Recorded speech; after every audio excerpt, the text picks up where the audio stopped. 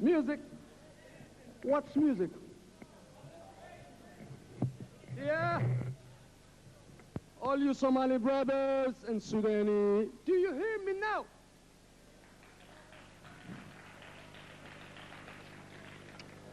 I said, do you hear me now? All right, I'd like to tell you the story of Iftin. Iftin has got a long story. قصة طويلة. I'm not going out. Iftin qasaskeeda way iska dheeriyiin sheekada Iftin waad garanaysaan. We were here in 1986. Well, we have many songs. We love to entertain. Waan ka helnaa idaan idinka tunno. Aad naga raalli noqotaan. And then waxaan doonayaa mid heesaskii Iftin lagu xasuusan jiray inaan idin bilaabo.